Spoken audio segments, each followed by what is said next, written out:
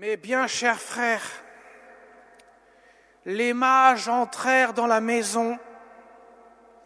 Ils virent l'enfant avec Marie sa mère et tombant à ses pieds, ils se prosternèrent devant lui. Nous dit saint Matthieu dans l'évangile de ce dimanche au cours duquel nous fêtons l'épiphanie du Seigneur. Mes chers amis, ce mot d'origine grecque signifie manifestation de Dieu. Et de fait, Dieu est manifesté dans l'enfant de la crèche.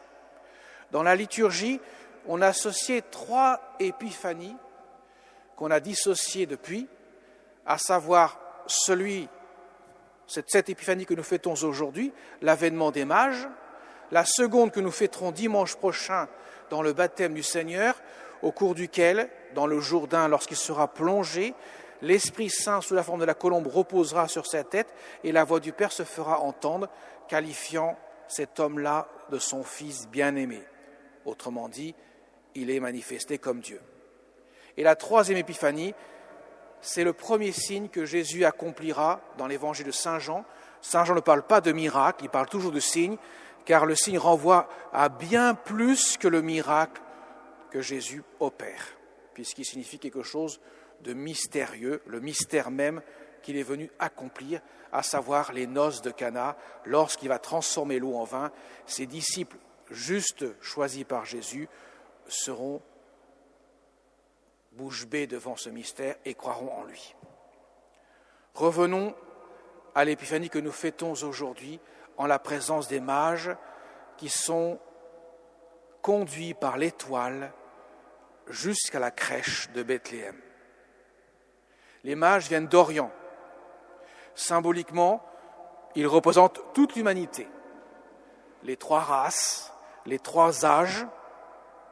Autrement dit, toute l'humanité vient se prosterner devant l'enfant de la crèche. Bien sûr, ils viennent après les bergers, les premiers avertis par l'ange du Seigneur qui vient les conduire à la crèche. Cependant, l'absence des pharisiens, des chefs des prêtres et des scribes est criante. Pourtant, ils savent l'événement, puisque les mages sont venus voir Hérode, et Hérode fait réunir tous les grands prêtres et les scribes du peuple pour savoir quand est-ce que devait naître le Christ. Mais il n'y a que les mages. Et voilà que les mages viennent se prosterner. La prosternation ne laisse aucun doute sur la réalité qu'ils considèrent de l'enfant. On ne se prosterne pas devant n'importe qui, on se prosterne devant Dieu. De plus, leurs coffrets, leurs présents qu'ils viennent déposer au pied de la crèche vont signifier 2 choses. D'abord, l'identité de l'enfant.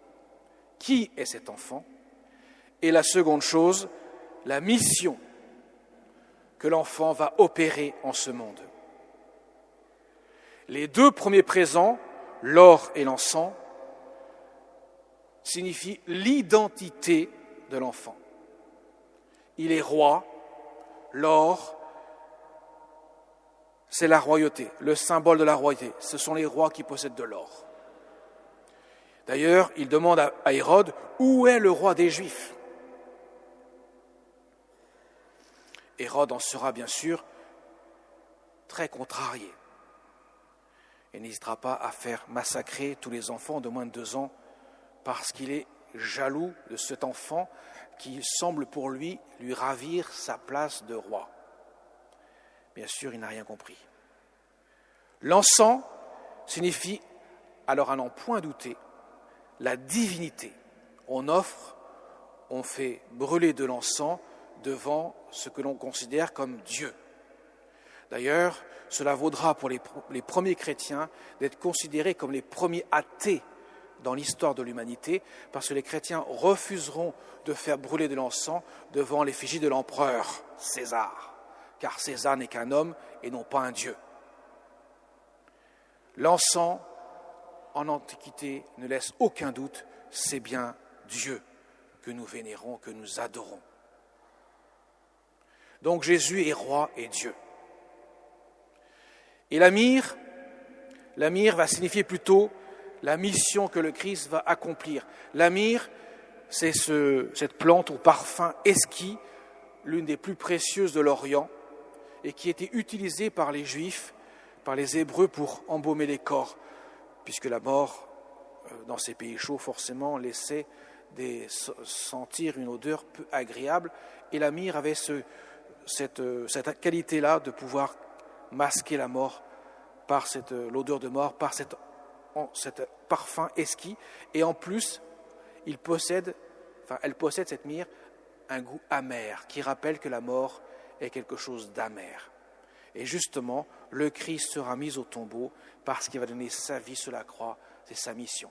Même s'il ne sera pas embaumé de myrrhe, les temps pressants, le Christ est mis au tombeau rapidement avant le coucher du soleil, avant l'avènement du sabbat et de la Pâque juive qui a lieu cette année-là, le jour du sabbat. Ce sera seulement le dimanche matin de bonne heure que Marie-Madeleine amènera la myrrhe, les aromates pour faire les soins de sa sépulture, mais il ne sera plus là. La myrrhe annonce donc la mission du Christ. Il est venu donner sa vie par amour pour nous. De plus, Jésus n'est pas né dans un berceau, il est déposé dans une mangeoire qui signifie précisément sa mission, donner sa vie pour que nous puissions vivre de sa vie. Il s'est fait nourriture pour nous.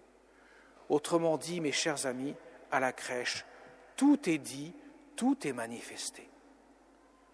Ça correspond très bien au nom que l'ange du Seigneur demanda à Saint Joseph de donner à l'enfant.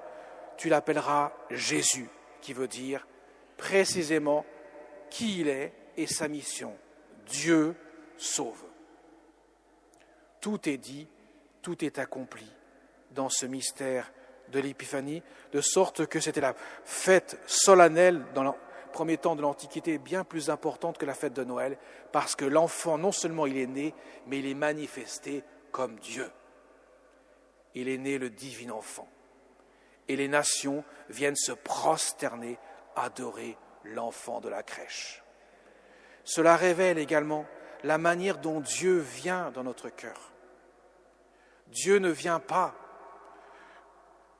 ne se manifeste pas dans la tempête et le vacarme du tremblement de terre, comme Élie va l'expérimenter au mont Sinaï, mais dans la brise légère.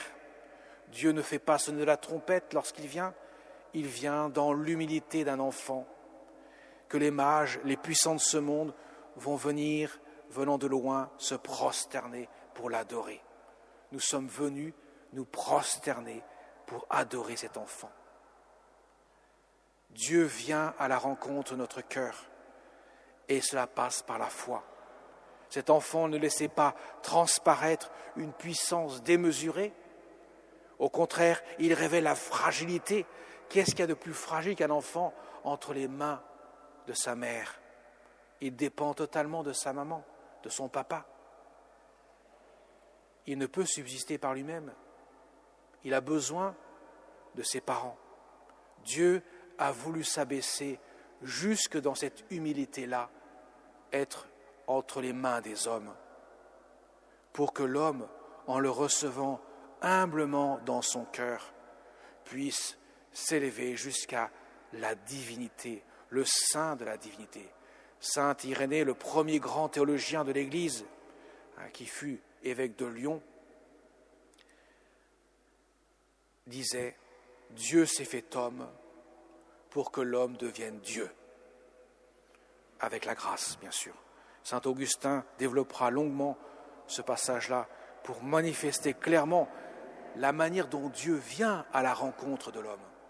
Et aujourd'hui, mes chers amis, dans la Sainte Communion, nous allons expérimenter une fois de plus la venue du Fils de Dieu qui va s'abaisser, se rendre disponible dans cette nourriture qu'est le corps et le sang qu'il nous donne pour que nous puissions vivre de sa vie. Il va venir en nous établir sa demeure. C'est cela, mes chers amis, qui est annoncé par les mages. C'est cela que nous allons vivre dans l'Eucharistie, dans la messe, où Dieu vient à notre rencontre. Il nous demande simplement, mes chers amis, d'avoir l'attitude des mages, une attitude de prosternation. Notre cœur doit se prosterner devant Dieu. Notre cœur doit s'ouvrir pour que Dieu puisse y venir et ainsi le transformer, de sorte que nous puissions dire avec saint Paul, ce n'est plus moi qui vis, c'est le Christ qui vit en moi. Avec bien sûr l'intercession de notre Mère du ciel, celle qui ne cesse, comme le dira saint Luc, de méditer et de contempler tous ces événements qui se déroulent sous ses yeux. Amen.